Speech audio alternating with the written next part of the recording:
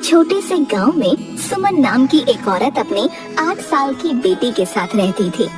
सुमन के पति का देहांत होने के बाद उस पर दुखों का पहाड़ टूट पड़ा। घर की सारी जिम्मेदारी सुमन के कंधों पर ही आ गई। अपनी बेटी को पढ़ाने के लिए और घर का खर्च चलाने के लिए उसे कुछ न कुछ तो करना ही था, तो उसने दही बेचने का काम शुरू कर दिया। वो गांव भर में घूमकर दही बेचा करती थी। सुमन सुबह से दही का मटका लेकर गांव भर में बेचने के लिए निकल पड़ती। दही ले लो दही, ताजा मीठा दही, दही ले लो। उसका दही बहुत ही मीठा और ताजा होता था। लोगों को उसका दही बहुत पसंद आता था।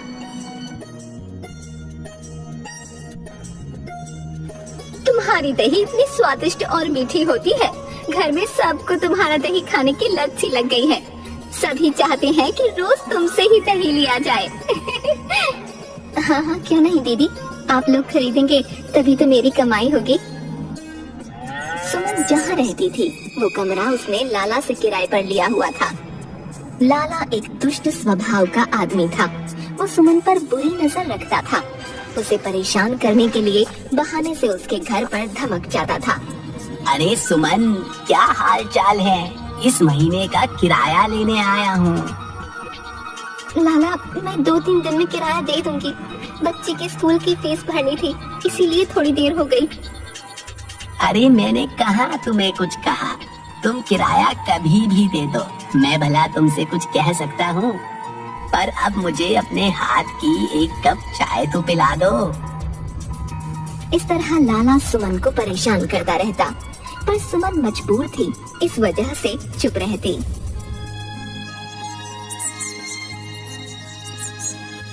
चलो बेटी, जल्दी से तैयार हो जाओ, मैं तुम्हें स्कूल छोड़ दूं, फिर मुझे दही बेचने भी तो निकलना है।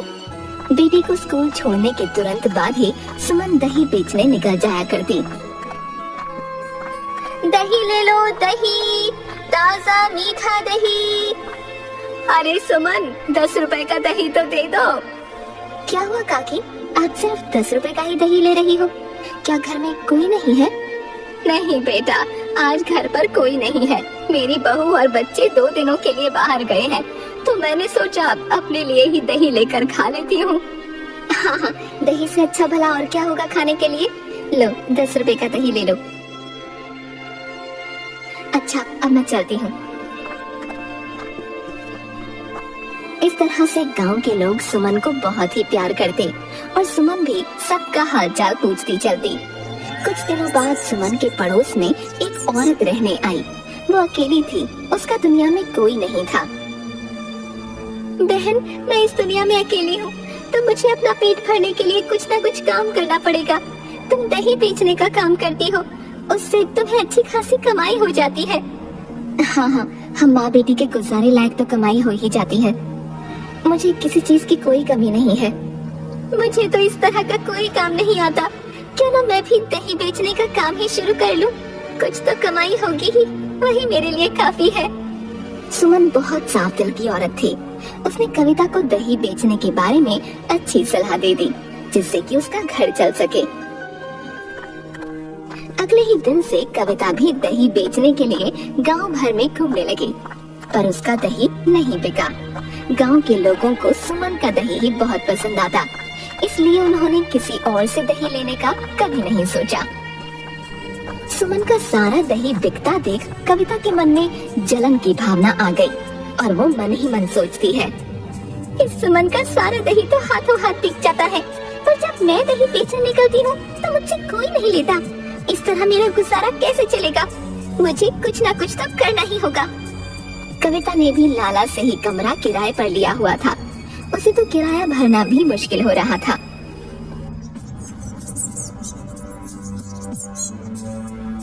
सुमन सुबह सवेरे काम पर जाने से पहले अपनी बेटी को स्कूल छोड़ने के लिए निकल जाया करती, लेकिन सुमन जैसे ही घर से निकली तभी लाला आ धमका। अरे सुमन, कहाँ जा रही हो? तुम अकेली जान आखिर कितने काम करोगी?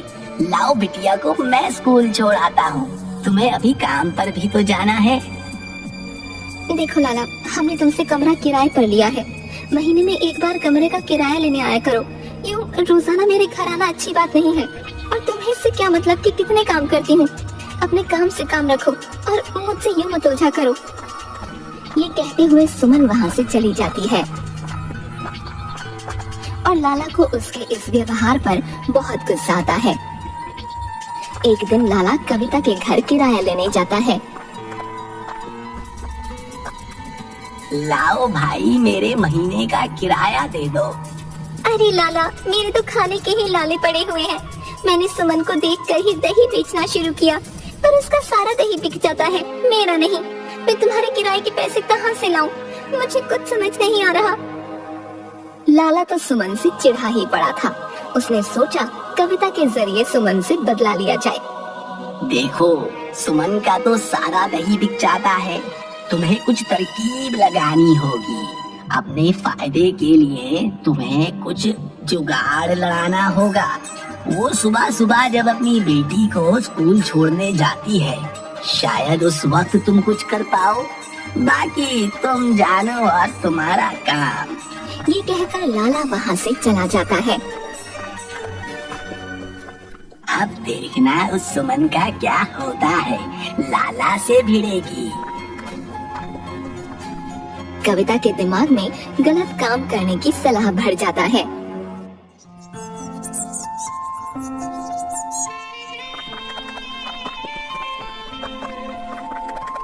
अरे कविता, मैं बस अपनी बेटी को छोड़कर आ रही हूँ, जरा 10 मिनट मेरे घर पर नजर रखना। हाँ हाँ, क्यों नहीं, तुम आराम से जाओ। इस तरह सुमन सुबह निश्चित समय पर अपनी बेटी को स्कूल छोड़ने जाया करती और वापस आकर दही लेकर बेचने निकल पड़ती। कविता के दिमाग में एक विचार आया, क्यों ना अपना दही ले जाकर सुमन के दही से बदल दूं? इससे मेरा दही ज्यादा बिकने लग जाएगा और मेरी अच्छी खासी कमाई हो जाएगी। इस तरह का विचार मन में रखते हुए अगले ही दिन जब सुमन अपनी बेटी को स्कूल छोड़ने जाती है, तभी मौका देखकर कविता अपनी दही की मटकी से सुमन की दही की मटकी बदल देती है और जल्दी से उसका दही लेकर अपने घर आ जाती है। घर वापस आते ही सुमन दही लेकर बेचने निकल जाती है। दही ले लो, दही, ताजा मीठा दही। अरे बहन, जरा आधा किलो दही दे देना। हाँ हाँ भैया, अभी देती हूँ।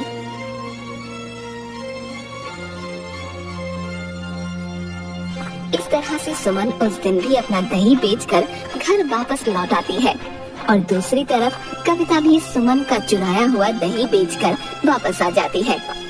अगले दिन भी कविता पहले दिन वाली ही हरकत करती है और मौका देखकर अपना दही सुमन की दही से बदल देती है। अगले दिन सुमन जब दही बेचने निकलती है तो सबसे पहले उसे एक व्यक्ति मिलता है जिसने उससे कल दही खरीदा था। अरे सुनो बहन, कल जो दही मैंने तुमसे खरीदा था वह इतना ताजा और अच्छा नहीं था जितना कि तुम्हारा दही हुआ करता था।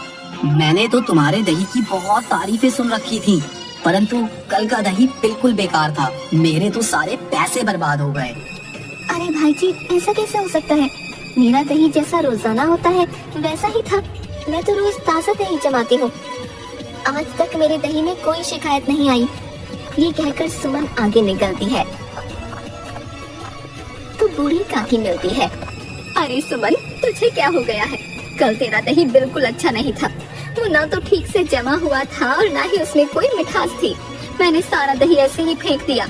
तुझसे लिए हुए दही में तो आज तक कोई शिकायत नहीं हुई, पर कल का दही बिल्कुल बेकार था। थोड़ा ध्यान रखियो आगे से।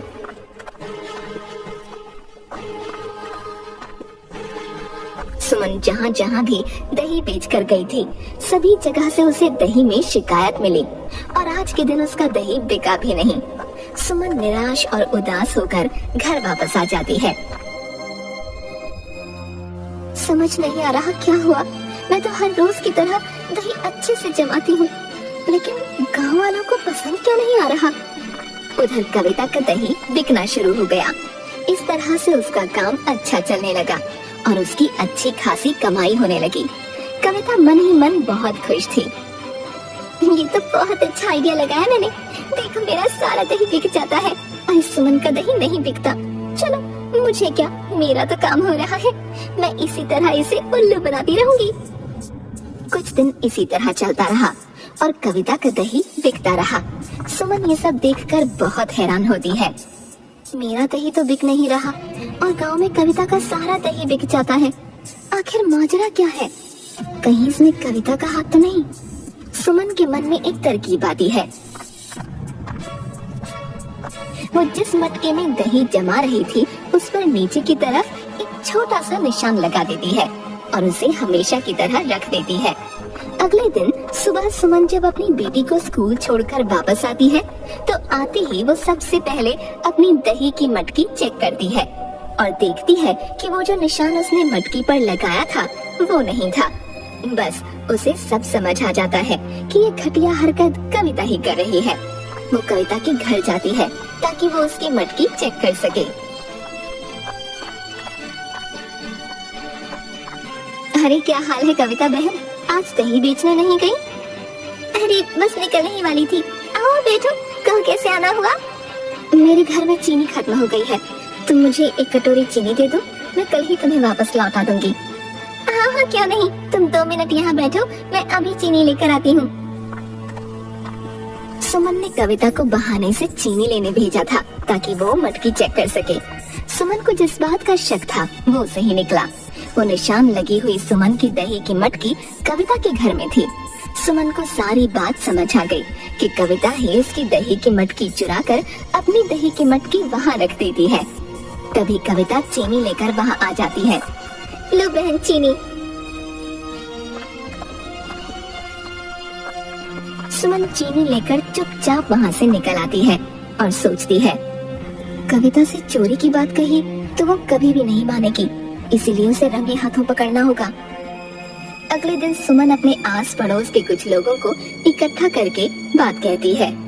देखिए, आप लोग तो मुझे कब से जानते हैं, मेरी किसी से कोई लड़ाई या झगड़ा नहीं है, पर इस कविता ने मेरे साथ बेईमानी की है। वो रोज मेरे घर से मेरी दही की मटकी चुरा कर ले जाती है और मेरे घर पर अपनी दही की मटकी रख जाती है, जिससे मेरी दही में शिकायत आना शुरू हो गई है और लोगों ने मुझसे दही खरीदना बंद कर दिया। अब मैं आप लोगों से मदद मांगती हूँ, आप मेरे साथ छुप कर उसे रंगे हाथों पकड़ें। हाँ सुमन बहन, हम तो तुम्हें कब से जानते हैं, तुम्हारी दही में तो आज तक कोई शिकायत नहीं आई थी। हम लोग भी बड़े हैरान थे कि ये सब हो कैसे रहा है। तुम चिंता मत करो, हम तुम्हारी पूरी मदद करने को तैयार हैं। सभी लोग सुमन की बात मान लेते हैं और सुबह उसके घर के पीछे छुपकर खड़े हो जाते हैं। सुमन रोजाना की तरह अपनी बेटी को छोड़ने के लिए निकलती है, पर वो पीछे छुपकर लोगों के साथ कविता की चोरी पकड़ने के लिए तैयार रहती है। कविता को लगता है कि सुमन चली गई और वो रोजाना की तरह अपनी दही की मटकी लेकर उसके घर में घुस जाती है और उसकी मटकी से अपनी मटकी बदलकर वहाँ रख देती है। सभी लोग ये दृश्य देखकर हैरान रह जाते हैं। कविता जैसे ही सुमन की मटकी चुराकर उसके घर से निकल रही थी, सभी लोगों ने उसे पकड़ लिया। वाह कविता, तुम तो बहुत चालाक और चोर निकली। चुपचाप अपने पड़ोसी के घर में घुसकर चोरी कर रही हो। तुम्हें शर्म नहीं आई सुमन ने तुम्हारी कितनी मदद की जब तुम दही बेचने का काम शुरू करना चाहती थी और तुमने उसी के साथ धोखा किया। सब लोगों को इस तरह देख कविता के हाथ से मटकी गिर जाती है और वो घबरा कर बोलती है, मुझे माफ कर दीजिए, मुझसे बहुत बड़ी गलती हो गई।